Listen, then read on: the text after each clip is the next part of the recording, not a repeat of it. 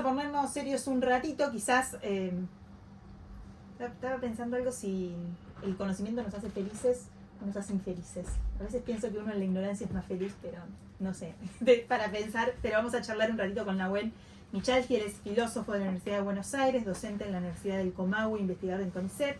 Se especializa en filosofía política y análisis cultural de la metafísica del poder, la construcción de subjetividad colectiva y la relación entre discurso y realidad. Así de complicado como lo escuchan, pero el proyecto Charlas de Filosofía en YouTube, y realiza colaboraciones en distintos medios. Les recomiendo que lo busquen, que se metan en YouTube, Nahuel Michalski. Si no, lo googlean, que les sale enseguida si lo escriben bien y lo encuentran.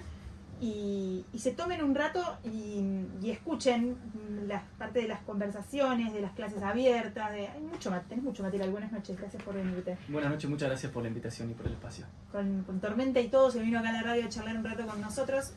Yo le comentaba antes de arrancar una de sus últimas publicaciones en YouTube. Es una charla larga, yo le confesé que no la escuché toda, la clase, pero es muy interesante porque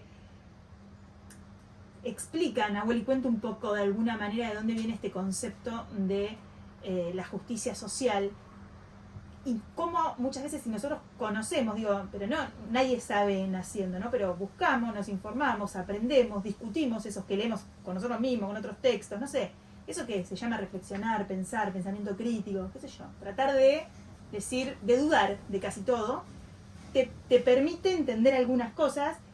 Y sobre todo, algo que me parece que es muy sano para el encuentro, eliminar prejuicios.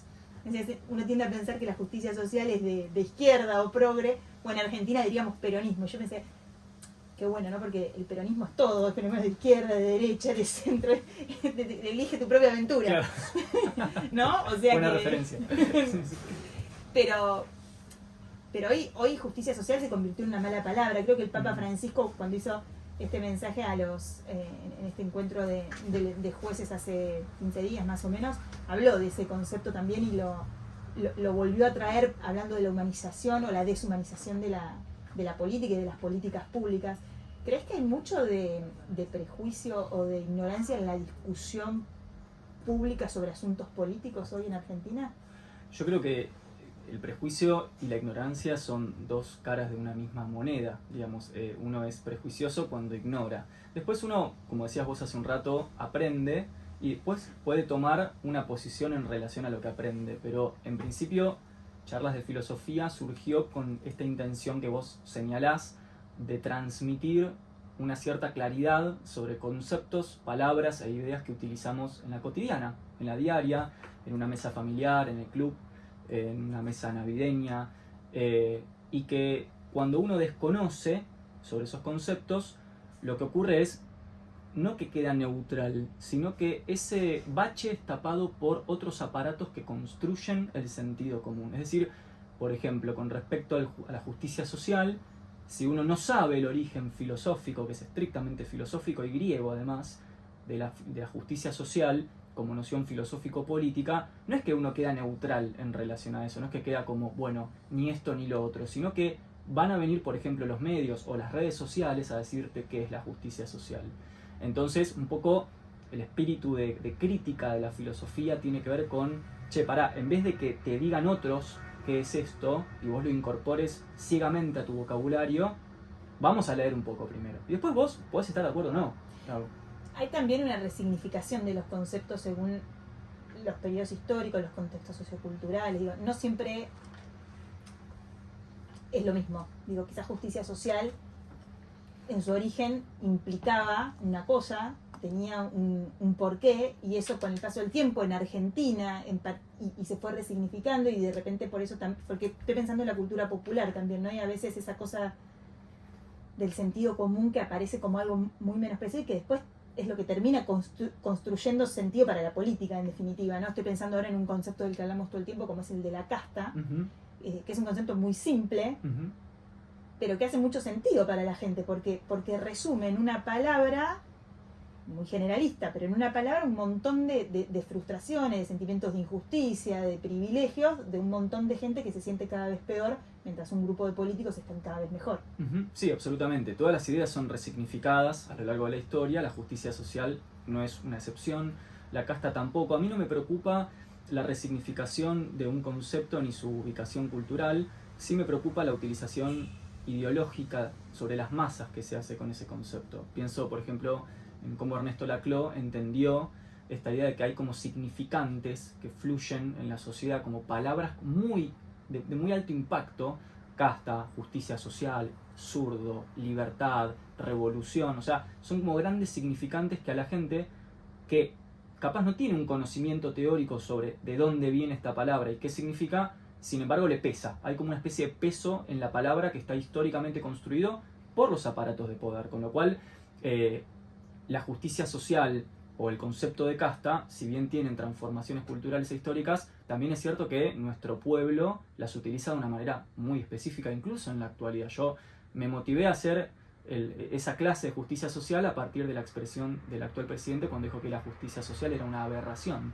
Y yo no entendía dónde estaba el elemento aberrante de la justicia social. Entonces dije, bueno, vamos a explicar lo que es la justicia social. Después, cuando sale el Papa Francisco a dar una definición cristiana y humanista, un poco fue en esta línea. Pero digo, me parece que cuando también se dice viva la libertad es el mismo uso significante del término. ¿Y cuando se dice que el Estado es una organización criminal? Bueno, digamos, yo puedo decir cualquier cosa, ¿no? Las palabras tienen un impacto afectivo que no necesariamente se corresponde con la verdad de las cosas.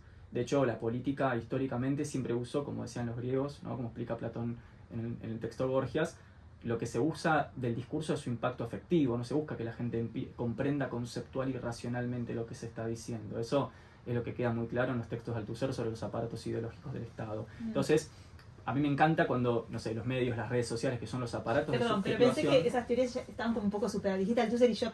Sí.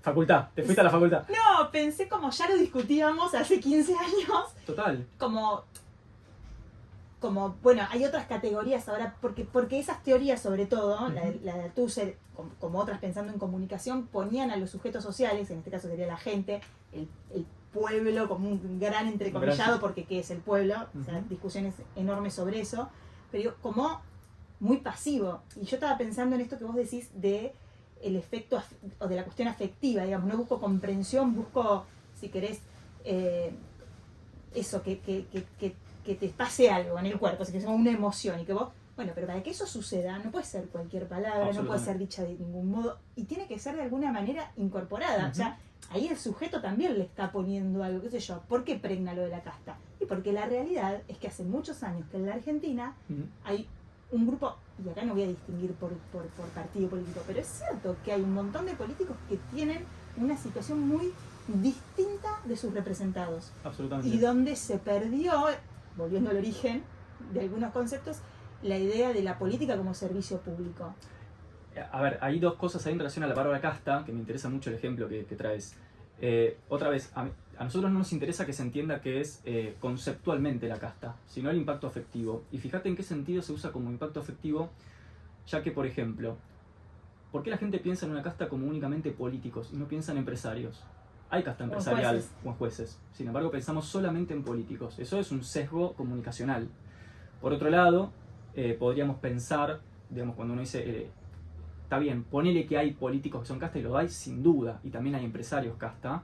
¿Cuál es el uso? La casta, claro, ¿cuál es el uso político? Porque en el fondo lo que se quiere, cuando se quiere que la gente se indigne con la casta, no es tanto esa indignación, sino que la gente en ese tránsito afectivo también deslegitime el Estado, por ejemplo. Y eso es un uso ideológico del discurso, porque una cosa, si vos tenés un Estado lleno de casta, la solución no es eliminar el Estado, sino eliminar la casta. Pero la gente asocia la casta con la eliminación del Estado, y ese fue un uso ideológico del discurso. Lo comparto, pero pienso si no es anterior. Quiero decir, no hay lo pongo en términos hasta un poco cínicos, si querés, pero para que... no hay, si querés, una inteligencia del líder político, carismático, de poner en palabras o en un concepto un sentimiento que está en la gente. Absolutamente. Porque digo, que percibir al Estado como una barrera y no como un facilitador, no lo inventó Milei. No, claro. La gente sintió que el Estado... el lugar del Estado presente resolviéndote la vida, la verdad es que cada vez pago más impuestos, tengo menos seguridad, los servicios públicos son absolutamente deficientes, hay una burocracia que hace que todo sea más lento, que yo un trámite que me podría costar 5 minutos me cuesta un montón de plata y un montón de tiempo, como, ayúdame, ¿no? Totalmente. Sacame la pata de encima. Totalmente, yo siempre digo que con Milei y el movimiento que se generó, y lo dije muchas veces públicamente, estoy de acuerdo con el diagnóstico que hizo. Estoy de acuerdo en el diagnóstico. Lo que yo no estoy de acuerdo es en la solución que se propone. Si el Estado falla, hay que arreglar el Estado, no regalar la soberanía y el territorio a las transnacionales, por ejemplo. Entonces, la solución es lo que a mí me falla. El diagnóstico estoy totalmente de acuerdo. ¿Quién podría negar lo que vos estás diciendo? ¿Crees que la ciudadanía, digamos que la mayoría de los argentinos, que el 56% por poner algo, comparte esta idea del presidente del Estado como organización criminal?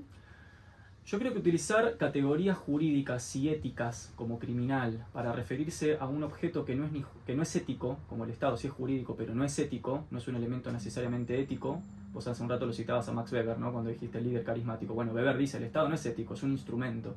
Yo creo que hay un error ahí ya en la manera en la que se usan las palabras. Me acuerdo cuando Milei dijo que prefería la mafia antes que al Estado, ¿no? Entonces vos ahora me preguntás si el Estado es una organización criminal.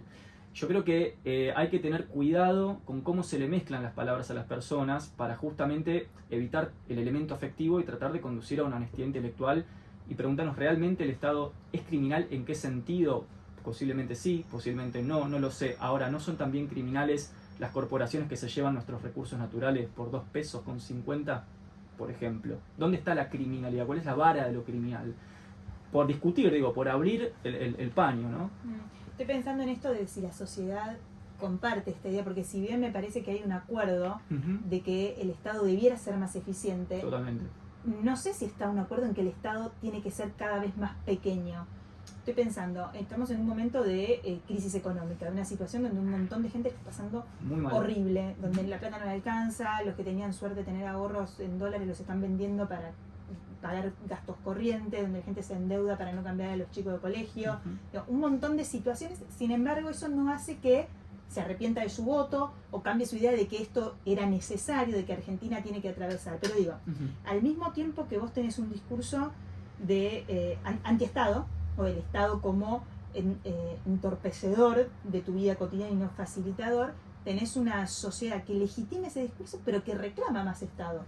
Me decían, por ejemplo, en la provincia de Santa Fe, creció un 42% la asistencia de santafesinos y no santafesinos a los hospitales públicos. Aumentó un 40% la demanda de medicamentos a través de hospitales. Se incrementó por lo menos en 15.000 personas, alumnos, esto era hasta hace 20 días, quizás ahora cambió, para asistir a colegios públicos. Es decir, al mismo tiempo que discursivamente hablamos de una retirada del Estado y que la sociedad lo legitima, demanda más Estado. Bueno, eso es lo que dijo Kicillof hace 3 semanas atrás, cuando dijo, este gobierno que quería ir en contra de lo público, está metiendo a la gente en lo público. ¿Y la gente es consciente de ese proceso?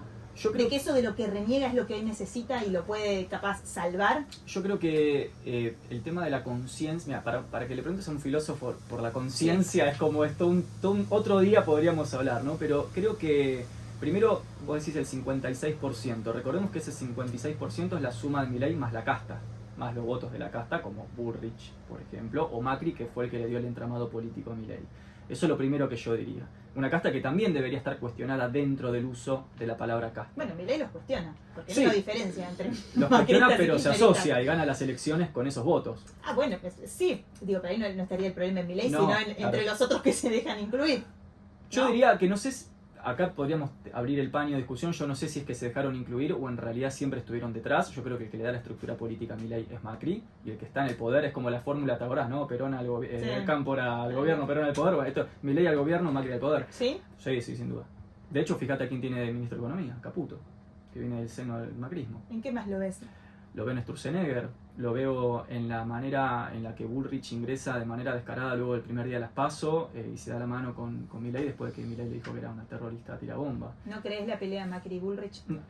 No, creo, a ver, me parece, no me gusta hablar de creencias, digo, y también es verdad que nosotros tenemos un sesgo que es, bueno, ver desde afuera, ¿no? No sé lo que está pasando desde adentro, pero me parece que en las internas entre Villarruel y Milei, que me parece que están siendo bastante claras para la gente, y ahora vuelvo a la pregunta como hiciste antes, me parece que se nota la mano de un Macri que está, me parece, reclamando ese poder que en última instancia siempre estuvo detrás con un muñeco como Milei que lo puso ahí para que reciba los guantazos, y en el fondo lo que está operando detrás es otra cosa.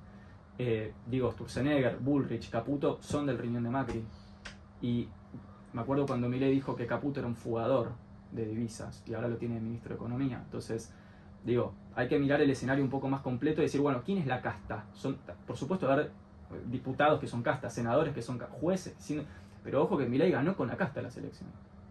No la ganó con otra cosa, porque los votos de él solos no alcanzaban. Entonces eso es lo primero que yo diría. Y lo segundo, que volvería a tu pregunta, me hace muy interesante, sobre la conciencia que la gente tiene, yo creo que no. Creo que la conciencia es sinónimo, al menos en filosofía, de un uso juicioso de la razón, de los conceptos, de esto que vos decías hace un rato, de saber qué te están diciendo, de dónde viene, qué significan estas palabras.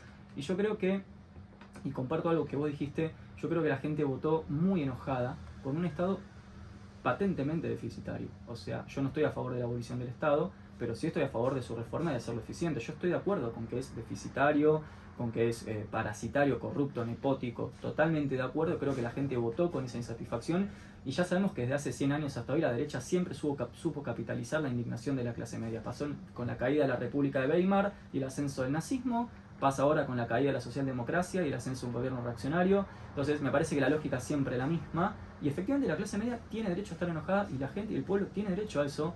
Y me parece que se le ofreció un antídoto a ese enojo, que apenas ganaron el poder, quedó claro que se hizo exactamente lo contrario, porque si vos te pones a ver, de todas las promesas que se hicieron, no solamente no se cumplió ninguna, sino que además ninguna fue para el lado de la gente, sino que todas fueron para el lado de la casta.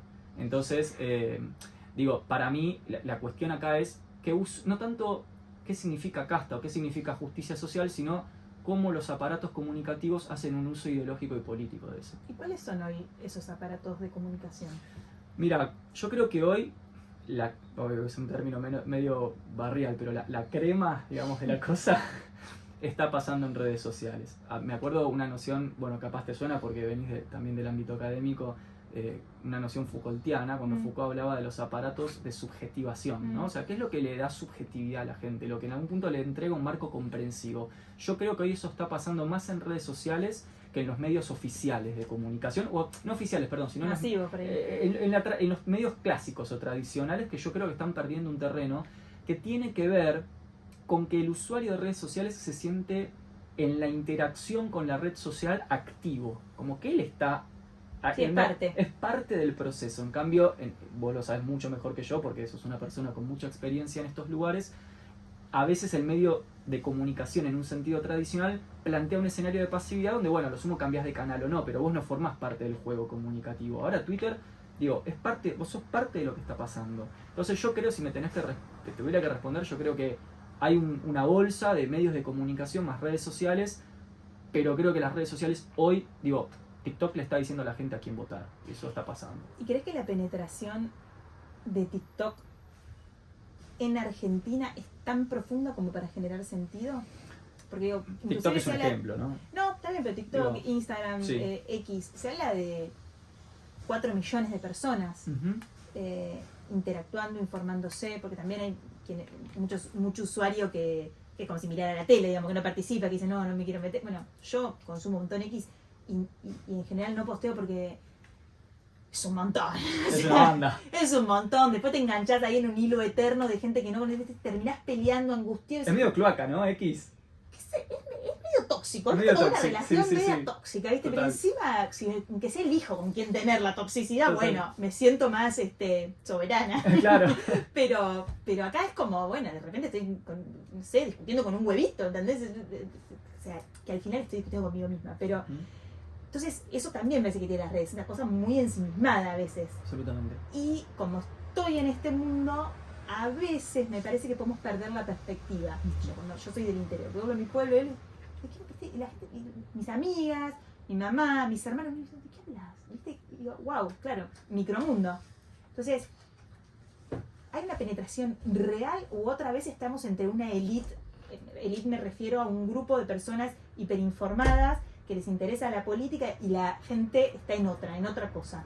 Mira, me parece genial tu ejemplo y tu pregunta. Primero, yo vivo en Bariloche, así que veo este fenómeno que vos decís en una ciudad patagónica, alejada, instalada en la mitad de un desierto, donde cuando vos vivís allá te das cuenta, y voy a hacer una palabra medio horrible, pero que somos muy porteñocentristas, ¿no? O sea, creemos que el debate que se da en Plaza de Mayo es el debate nacional. y la verdad es que vos te movés un poco de Buenos Aires y la gente tiene otras preocupaciones, no está tan enterada, no forma parte de ciertas discusiones. Y esa lógica tiene que ver con que desde nuestras guerras civiles entre unitarios y federales que conformaron el proceso nacional decimonónico hasta hoy, esa lógica porteños versus el resto del territorio lamentablemente sigue operando. Por eso a mí no me gusta decir que vivo en un país federal, porque si bien es federal en los papeles, en la práctica no lo creo federalizado. Bueno, ahora inclusive otra vez se evidenció mucho absolutamente. Eso, ¿no? De hecho, la lucha que vos hace un tiempo te escuchaba, todo el debate de la coparticipación, ¿no? Ese es un debate unitario federal. Sí, por eso digo, con la presidencia de Milei eso otra vez quedó como muy nítido. Totalmente. Entonces, por un lado, estoy en lo que decís, y por otro lado, creo que pese a eso, amén de eso, sin embargo, sí las redes sociales permitieron una penetración en el orden de una politización o de una inserción de mucha gente en el debate social, colectivo y nacional, que para mí, por ejemplo, nos permite decir hoy que la gente no está despolitizada. Viste que hace unos años largos se hablaba de la despolitización. Yo creo que la gente hoy está súper politizada por las redes sociales. La pregunta que nos tenemos que hacer es ¿hacia qué lado? ¿Está politizada hacia la derecha, hacia la izquierda? ¿Está peronizada, digamos un ejemplo tonto? ¿Está politizada en el sentido de la subjetividad empresarial globalista? Digamos, ¿quién está politizando al pueblo? Pero que está politizado, creo que está politizado, y las redes sociales permitieron una penetración que los medios de comunicación tradicionales me parece que no venían teniendo, y que incluso plantea una lucha de intereses con respecto a los medios de comunicación tradicionales.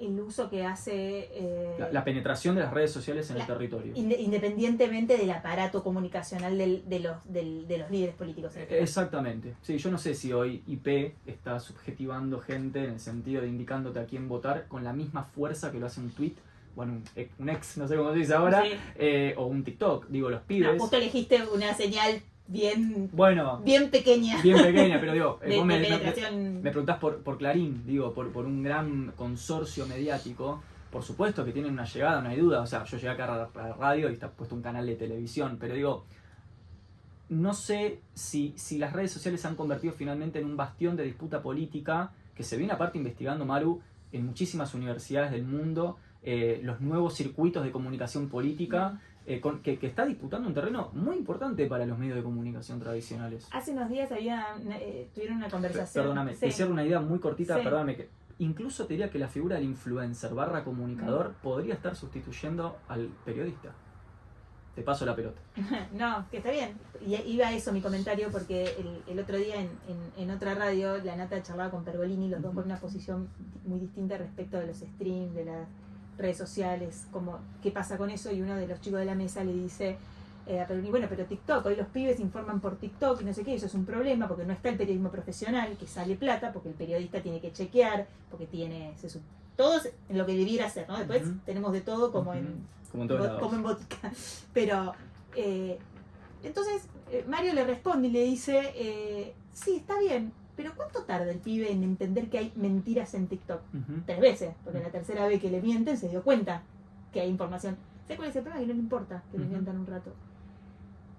Y me pareció, wow, ¿viste? Como qué puerta, porque eso en términos médicos serías un esquizofrénico si vos no podés distinguir la realidad de la ficción. Total. Y no te importa. Entonces, ¿vivimos en una sociedad esquizofrénica o vamos hacia eso? No sé, me quedé pensando porque me pareció como un montón. No lo había pensado.